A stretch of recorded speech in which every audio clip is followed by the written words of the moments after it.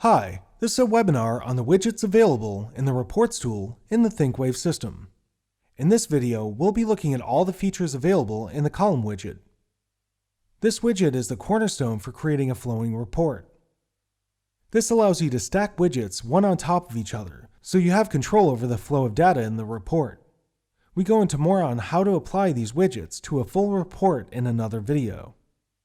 Since we'll need to preview the widget as we adjust the look of it, we'll need to create a report to save the widget to.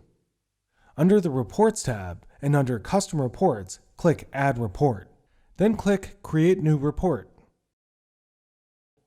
We'll call this Demo and organize this as one student per page. The layout is divided into 12 segments, but for this we'll be using as a quick reference. So make it 12/12 for the row and the cell 12. You'll have to make the other cell 0, which will prompt you to delete it. Then click Save. Now we'll go to the Widget Designer by hovering over here. Since this is your first widget, it'll automatically create a new one. We'll call it Report Column, make it a column, and click Save.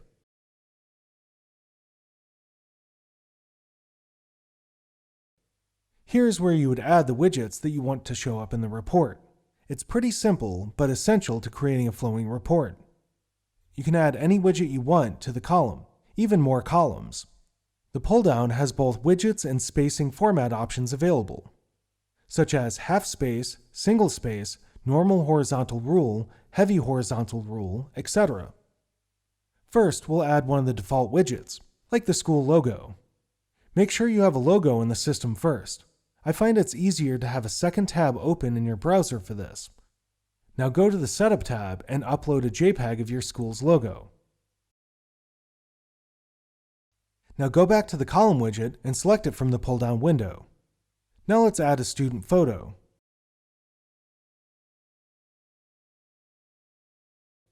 Make sure you have a student photo in the system by going to the Student tab. Select the student and upload the JPEG here.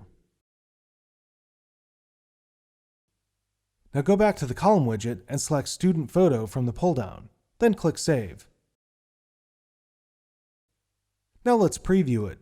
To do this, go back to the Layout Designer by hovering here. Then add the Report Column widget we just created to the cell.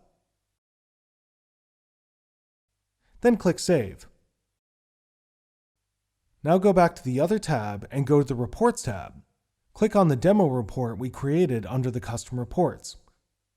Select a student and click Generate. As you can see, here is the school's logo and a student photo right below it, but they're just kind of stacked on top of each other with no space in between them. So let's go back to the column widget and add a little formatting options. Click Add Widget at the bottom. You can have as many widgets as you need, and once they are in there, you can move them around by dragging and dropping. Now let's create a half space and drag it under the school logo. Then a heavy horizontal rule and drag that under the half space. Now save and let's preview it.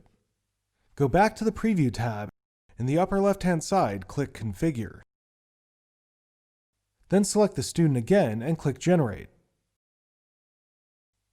Well, it's still just pictures, but as you can see, the half space and the horizontal rule help separate them a little bit. As you learn how to create other data widgets, which we cover in other videos, the column's use will make more sense. And that's how we use a column widget in the Reports tool in the ThinkWave system. Thanks for watching.